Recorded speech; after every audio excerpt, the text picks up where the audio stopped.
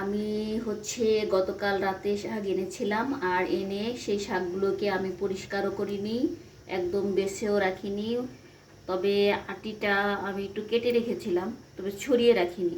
সে কারণে দেখা যাচ্ছে আমার শাকগুলো সব পচে যাচ্ছে। মানে সস্তা পেয়ে আপনি কিনে নিয়ে আসবেন রাতের বেলায়, কিন্তু সেই শাক বেছে রাখবেন না, তাহলে সস্তা কি বলে ওটাকে তিন অবস্থা হয়ে যাবে। এই যে এরকম অবস্থা হয়ে গেছে, একদম ম্যাক্সিমাম শাকই আমার পচে গেছে।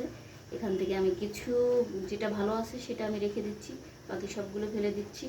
তো আপনারা যেই শাক কিনেন অবশ্যই বেছে সুন্দর করে রেখে দিবেন, তাহলে হয়তো থাকবে।